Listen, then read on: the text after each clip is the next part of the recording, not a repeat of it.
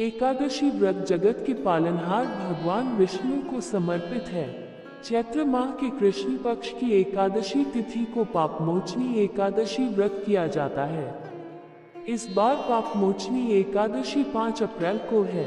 इस दिन भगवान विष्णु की विशेष पूजा अर्चना की जाती है।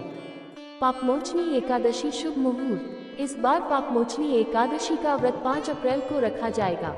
दरअसल एकादशी तिथि का आरंभ 4 अप्रैल को शाम में 4:15 पर होगा और अगले दिन 5 मार्च को दोपहर 1:28 तक होगा। इसलिए पापमोचनी एकादशी का व्रत 5 अप्रैल को है। पापमोचनी एकादशी का व्रत पारण द्वादशी तिथि पर किया जाता है। इस बार पंचांग अनुसार 6 अप्रैल 2024 को सुबह 6:05 सुबह 8:37 के बीच पापमोचनी एकादशी व्रत पारण का समय प्राप्त हो रहा है। पापमोचनी एकादशी का व्रत चैत्र मास के कृष्ण पक्ष की एकादशी तिथि के दिन रखा जाता है। एकादशी के व्रत भगवान विष्णु को समर्पित है। ऐसी मान्यता है कि एकादशी का व्रत करने से व्यक्ति पर भगवान विष्णु की कृपा बनी रहती है। साथ ही घर परिवार में सुख समृद्धि बनी रहती है। साथ ही जीवन में आ रही सभी परेशानियों से छुटकारा मिलता है। आइए जानते हैं इस बार पापमोचनी एकादशी का व्रत कब रखा जाएगा। साथ ही जाने पूजा विधि और मंत्र।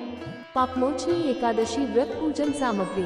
पापमोचनी एकादशी पर श्री हरि विष्णु की पूजा में मूर्ति, पुष्प, पुष्पमाला, नारियल, सुपारी, अनार, आंवला, लौंग, बेर, अन्य ऋतुफल, धूप, गंगाजल, पीले पुष्प, पीला चंदन और पीले रंग की मिठाई अवश्य शामिल करें।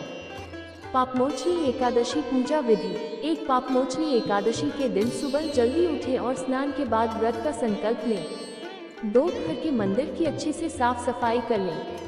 फिर एक चौकी पर भगवान विष्णु और माता लक्ष्मी की मूर्ति स्थापित करें। साथ ही भगवान विष्णु का पंचामृत से स्नान कराएं। 3 इसके बाद दोनों को पीले रंग के फूल की माला चढ़ाएं और हल्दी का तिलक लगाएं। 4 इसके बाद भगवान विष्णु को पंचामृत और पंजीरी का भोग लगाएं और भगवान विष्णु का ध्यान करें। 5 पूजा में तुलसी के पत्ते अवश्य शामिल करें और आरती के साथ पूजा समाप्त करें। भगवान विष्णु को लगाएं ये भोग। पापमोचनी एकादशी के दिन भगवान विष्णु की पूजा करें और इसके बाद उन्हें पंचामृत का भोग लगाएं, क्योंकि पंचामृत श्री हरि को प्रिय है। मान्यता है कि भगवान विष्णु के भोग में पंचामृत शामिल करने से इंसान के जीवन में आ रही परेशानियों से छुटकारा मिलता है। इसके अलावा एकादशी के भोग में केले को भी शामिल कर सकते हैं। ऐसा माना जाता है कि श्री हरि को केले का भोग लगाने से धन से संबंधित समस्या से मुक्ति मिलती है और जातक की कुंडली में से गुरु दोष का प्रभाव खत्म होता है। भगवान विष्णु के भोग लिए आप साबूदाने की खीर भी बना सकते हैं। इसके अलावा फल और मिठाई का भी भोग लगा सकते हैं। पापमोचनी एकादशी के दिन श्री हरि के भोग में तुलसी दल अवश्य शामिल करना चाहिए। मान्यता है कि बिना तुलसी दल के भगवान भोग को स्वीकार नहीं करते हैं। भोग मंत्र। त्वदीयं वस्तु गोविंद तुभ्यमेव समर्पे, गृहाण सम्मुखो भूत्वा प्रसीद परमेश्वर। इस मंत्र का करे जाप। ओम नारायणाय विद्महे वासुदेवाय धीमहि तन्नो विष्णु प्रचोदयात्। ओम भूरिदा भूरि देहिनो मादभ्रम भूर्यभट् भूरि घेदेन्द्र दित्ससि। ओम भूरिदा त्यसि श्रुत पुरुत्र शूरवृत्रहन् आनो भजस राधसी। ओम ह्री कार्तवीर्यार्जुनो नाम राजा बाहु सहस्त्रवान यस्य स्नेह मात्रेण हृतम नष्टम च लभ्यते। ऊ श्री प्रकटाय नमः। ऊ श्री वामनाय नमः। ऊ श्री लक्ष्मीकांताजाय नमः। ऊ श्री गरुध्वजाय नमः। ऊ श्री सुलोचनाय नमः। ऊ श्री आनंदाय नमः।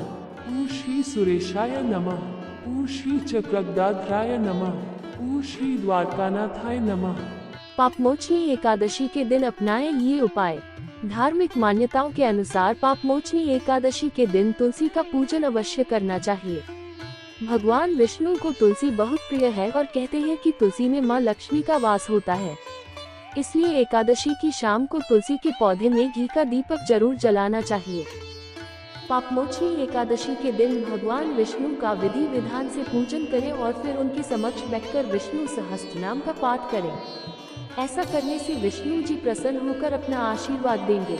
अगर आप धन दौलत और सुख समृद्धि की कामना करते हैं तो पापमोचनी एकादशी के दिन दीपक जलाते समय उसके नीचे चावल के कुछ दाने जरूर रखने चाहिए। दीपक पूरा जलने के बाद उन चावलों को एक लाल रंग की पोटली में बांधकर अपनी तिजोरी में रख दें। ऐसा करने से जीवन में कभी आर्थिक संकट का सामना नहीं करना पड़ेगा। दाम्पत्य जीवन में खुशहाली पाना चाहते हैं तो पापमोचनी एकादशी के दिन पति पत्नी को एक साथ मिलकर तुलसी का पूजन करना चाहिए। एक साथ तुलसी के पौधे में कलावा बांधना चाहिए। इससे रिश्ता मजबूत होता है और आपस में प्रेम बढ़ता है। पापमोचनी एकादशी व्रत कथा के अनुसार भगवान विष्णु युधिष्ठिर से कहते हैं, राजा माधाता ने एक समय में लोमश ऋषि से जब पूछा कि प्रभु ये बताएं कि मनुष्य जो जाने अनजाने में पाप कर्म करता है उससे कैसे मुक्त हो सकता है। राजा माधाता के इस प्रश्न के जवाब में लोमश ऋषि ने राजा को एक कहानी सुनाई कि चैत्ररथ नामक सुंदर वन में च्यवन ऋषि के पुत्र मेधावी ऋषि तपस्या में लीन थे, जो सुंदर और सुगंधित फूलों से भरा था। भगवान इंद्र और अप्सराएं अक्सर जंगल का दौरा करती थीं।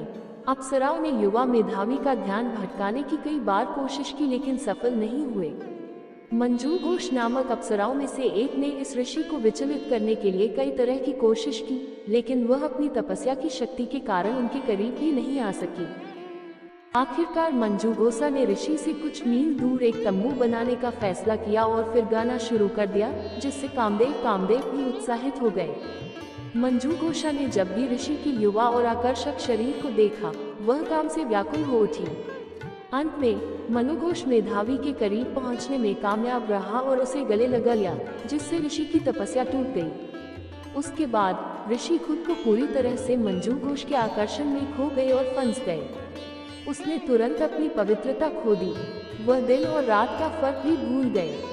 मेधावी ऋषि को 57 साल तक अपने आकर्षण में फंसाए रखा, जिसके बाद उन्होंने उसमें रुचि खो दी और छोड़ने का फैसला किया।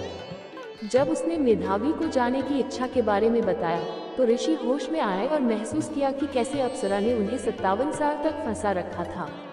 इसने मेधावी को क्रोधित कर दिया और मंजूघोषा को सबसे बदसूरत महिला में बदलने का शाप दिया। क्रोधित होकर ऋषि ने अप्सरा को कुरूप डायन बनने का श्राप दे दिया।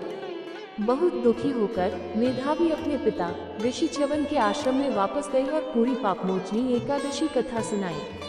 ऋषि च्यवन ने मेधावी और मंजूघोष दोनों को पापमोचनी एकादशी व्रत का पालन करने और पूरी भक्ति के साथ भगवान विष्णु से प्रार्थना करने के लिए कहा।